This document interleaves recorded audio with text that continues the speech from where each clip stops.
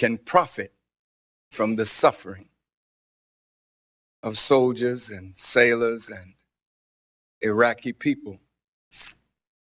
Now, Iraq has been occupied for over 1 year, and we have discovered no weapons of mass destruction. They cannot with truth tie Al-Qaeda to Saddam Hussein. If you know anything about Osama bin Laden, he is what you would call a religious zealot who saw Saddam Hussein as a hypocrite who went away from Islam to follow the path of socialism. So there is no way that Osama would have been connected to Saddam. But the neoconservatives wanted to make a case for war, and they did. And the grief of the American people was manipulated so that you would back your president in this evil misadventure. And now everything that I warned him that would come to pass is now coming to pass. The coalition is falling apart. Every day, American soldiers are dying. Dying for what? No weapons of mass destruction, no tie or link to terrorism. But he was a brutal dictator who killed his own people. Well, that's a justification then to go to war with China or to go to war with any country on the earth, because there is no country, no leader who has not at some time killed some members of his own country. America has killed some of her own citizens at Waco. Is that a predicate for war?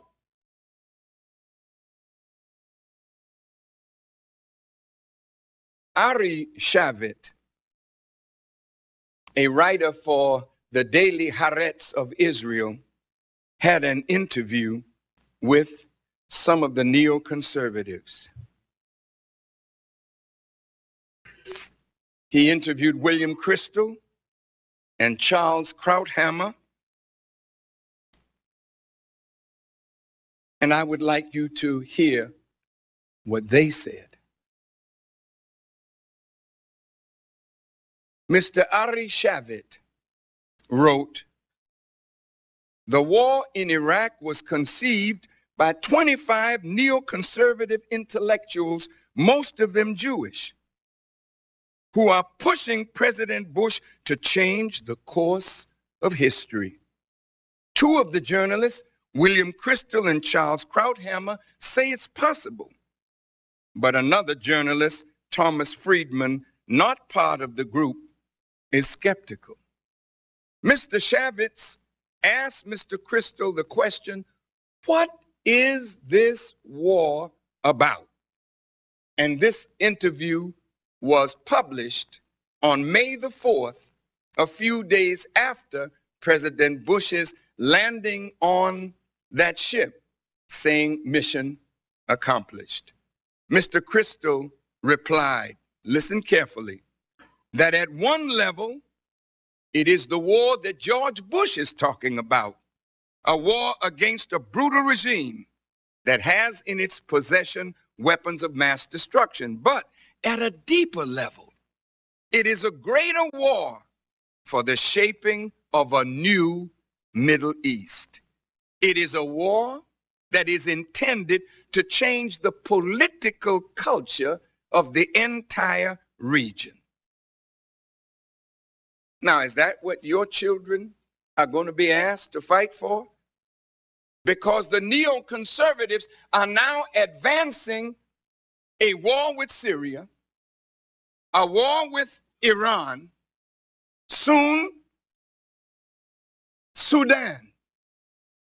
And I'm hoping that Muammar Gaddafi, though he has gotten rid of weapons of mass destruction and is on a course of rapprochement with America, I'm hoping that Gaddafi won't think that these neoconservatives intend to be at peace with him.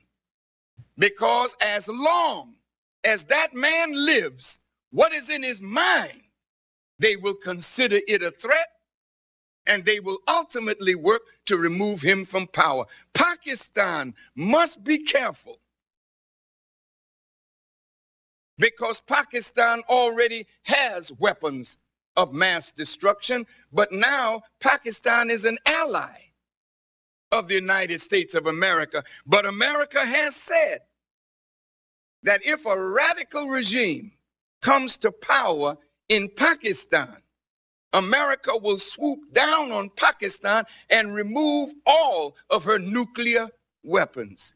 Because in reality, they do not want any Muslim nation to have weapons of mass destruction.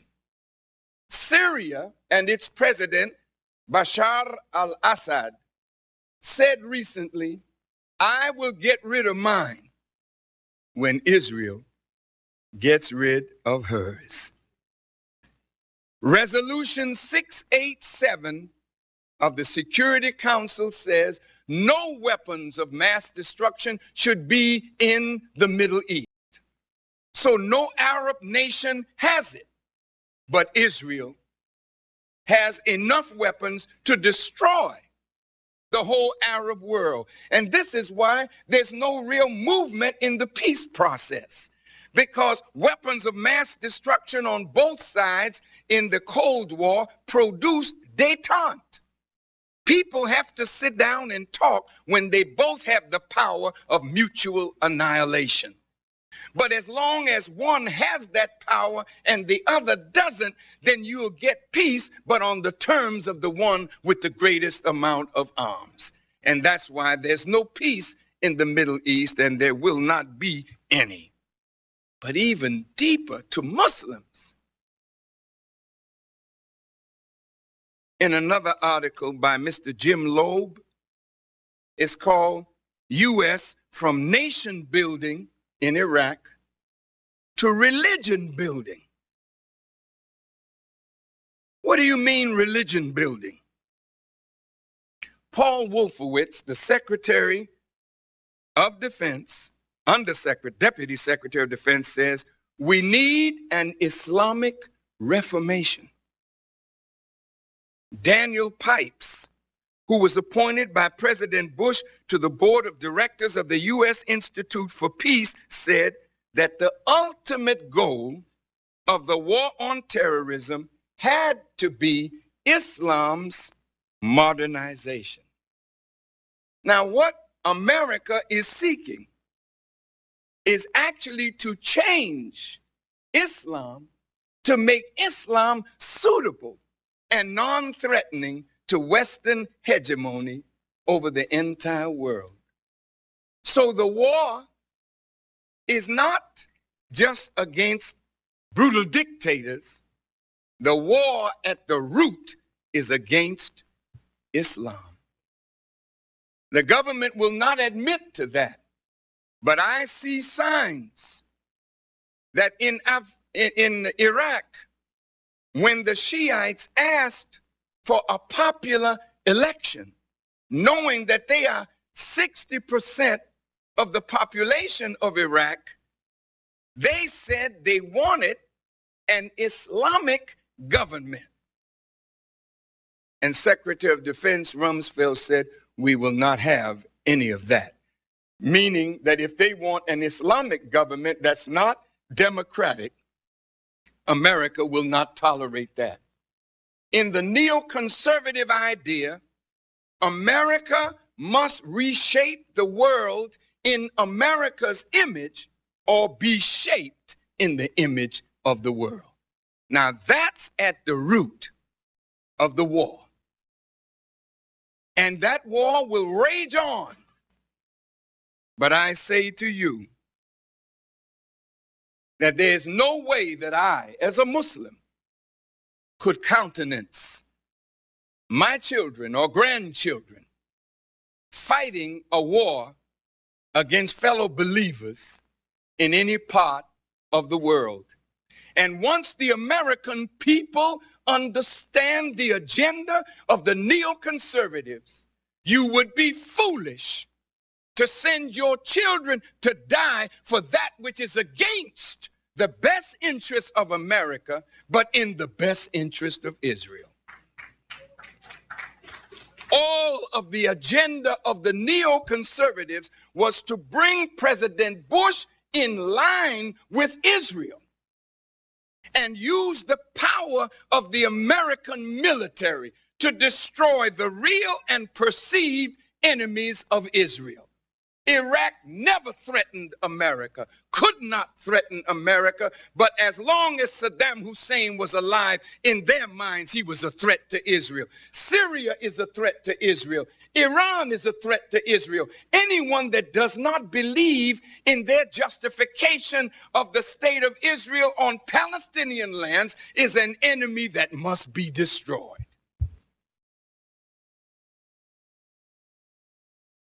Do you want your children to die for this? The former Prime Minister Netanyahu, before the war in Iraq, was patrolling the halls of Congress, lobbying American senators to send our children to die, really for Israel. Since Israel's existence, American taxpayer dollars have contributed over $100 billion to maintain that state. And the neoconservative idea was to bring President Bush totally in line with the ideas, the thinking, the policies of the Likud party in Israel. And now they are saying that President George W. Bush is the greatest friend that Israel has had of any president in this country. Well, if George W. Bush is their greatest friend, then how can he be an honest broker in a search for peace? Now, the thinking of these neoconservatives is written of in Scripture.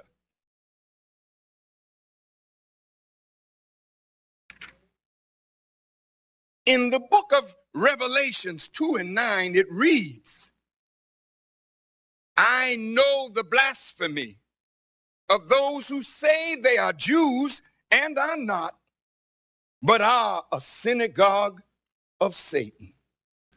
What is the blasphemy? A Jew is a noble name. A Jew means one who is in a covenant relationship with God, in obedience to the divine laws, statutes, and commandments of God. But these people claim to be Jews, but they're not in obedience to God's law. They have given a mission of evil a divine look on it. And George W. Bush has swallowed that bait, hook, line, and sinker.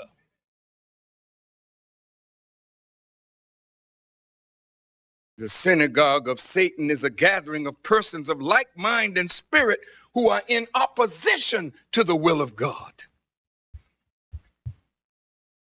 So Paul said, we wrestle not against flesh and blood, but against principalities and powers and the rulers of the darkness of this world and spiritual wickedness in high places.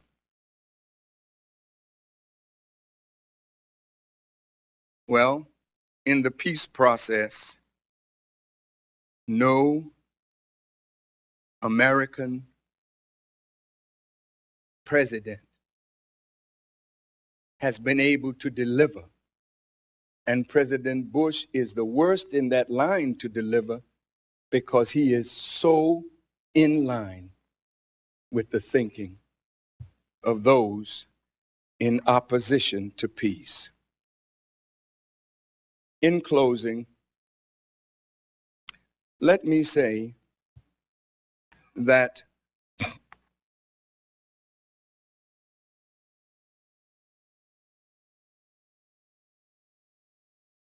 I warned the president